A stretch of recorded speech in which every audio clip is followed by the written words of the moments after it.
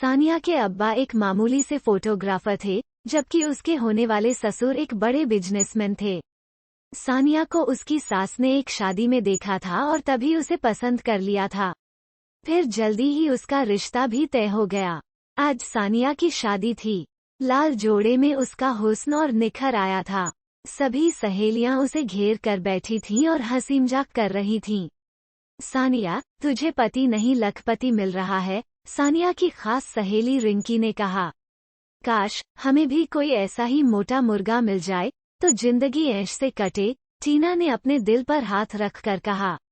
रुपए पैसे का लालच मुझे नहीं है, मैं तो सिर्फ यह चाहती हूँ कि मेरा होने वाला पति तनमन से मेरा हो, सिर्फ मेरा, सानिया ने धीरे से कहा।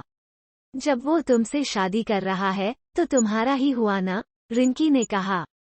शादी करना और सिर्फ बीवी का होकर रहने में फर्क है रिंकी डियर, सानिया ने कहा। अच्छा, अपने विचार अपने पास रख, रिंकी ने कहा, तो सभी सहेलियां खिलखिला कर हंस पड़ीं। शादी के बाद जब सानिया अपनी ससुराल पहुंची तो वहां की शानो शौकत देखकर वह भी सोचने पर मजबूर हो गई कि आखिर उसकी सास ने उसे ही क्यों चुना। यह ठीक था कि वो शक्ल सूरत से अच्छी थी, पर उस जैसी तो और भी बहुत होंगी। शादी के बाद कुछ दिन तो हंसी खुशी से बीत गए। उसका पति नादिर अपने माँ बाप का इकलौता बेटा था, इसलिए उसे लाड़ प्यार से पाला गया था। नादिर अपना ज्यादा समय घर से बाहर ही गुजारता था। सानिया इस बारे में कभी पूछती तो नादिर कह देता कि काम के सिलसिले में उसे बाहर रहना पड़ता है। एक दिन सानिया की तबीयत कुछ खराब थी। उसने नादिर से कहा कि वो उसे डॉक्टर को दिखा लाए, तो नादिर ने कहा कि वो अकेली चली जाए क्योंकि उसे कुछ जरूरी काम है। सानिया डॉक्टर को दिखाने चली गई। रास्ते में अचानक सानिया ने एक सिनेमा हॉल के पास नादिर को एक लड़की के साथ घूमते देखा। वो वहां का नजारा देखकर सब कुछ समझ गई।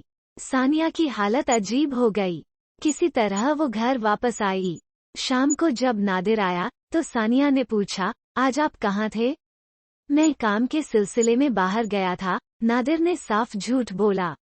मैंने अपनी आंखों से आपको एक लड़की के साथ कहीं घूमते देखा था, सानिया बोली। ओह, तो तुमने देख लिया, नादिर ने लापरवाही से कहा। कौन थी वह? सानिया ने पूछा। किस किस के नाम पूछोगी? मैं बाहर क्या करता हूँ, इससे तुम्हें क्या लेना? तुम्हें बीवी का हक तो मिल रहा है ना, नादिर ने कहा। तुम्हारे इस रूप के बारे में मैं सोच भी नहीं सकती थी, सानिया ने कहा। जैसे तुम दूध की धूली हो। शादी से पहले क्या क्या गुल खिलाए होंगे, कौन जानता है, नादिर ने बेशर्मी से कहा। अगर मैं यह कहूँ कि मैं दूध की धूली हूँ, तो, सानिया ने कहा। इसका क्या सबूत है तुम्हारे पास? नादिर ने पूछा। सानिया ने नादिर के सवाल का जवाब नहीं दिया। उसने तय किया कि वो अपने सास ससुर को नादिर की हरकतों के बारे में सब कुछ बताएगी। आखिर उन्हें भी तो मालूम होना चाहिए कि उनका बेटा घर के बाहर क्या क्या गुल खिलाता है। रात को सानिया दूध लेकर सास ससुर के कमरे की तरफ गई। कहीं सानिया को नादिर की हरकतों का पता न चल जाए। ससुर की आवाज सुनकर सानिया के कदम दरवाजे पर ही ठहर गए। पता चल जाएगा तो कौन सी कयामत आ जाएगी। आखिर हम एक गरीब घर की लड़की इसीलिए तो लाए हैं। उसे अपनी जबान बंद रखनी होगी। उसका काम सिर्फ इस घर का वारिस पैदा करना है, सास ने कठोर आवाज में कहा। सास ससुर की बातें सुनकर सानिया हैरान रह गई। उसने सपने में भी नहीं सोचा था कि इतने ऊंचे घराने के लोगों के ख्याल इतने नीचे होंगे। उसकी सेवा, त्याग और प्यार का उनकी नजरों में कोई मोल नहीं था। ऊपर से तो वो शांत था, लेकिन उसके दिलो दिमाग में एक तूफान मचा था। मैं भी दिखाकर रहूंगी कि मैं क्या कर सकती हूँ, सानिया ने मन ही मन सोचा। धीरे धीरे समय गुजरने लगा। इस बीच सानिया कई बार अपने मायके भी गई, लेकिन उसने अपने माँ बाप से कुछ नहीं कहा। सानिया माँ बनने वाली है, यह मालूम होते ही पूरे घर में खुशी छा गई।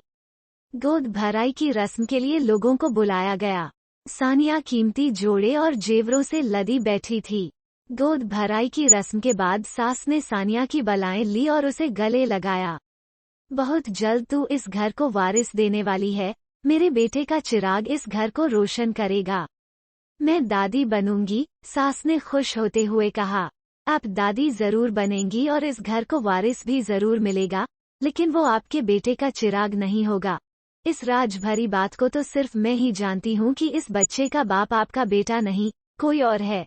यह करारा तमाचा आप लोगों के मुंह पर लगाकर मैंने अपना बदला ले लिया है, सानिया ने कुटिलता से मुस्कुराते हुए सोचा।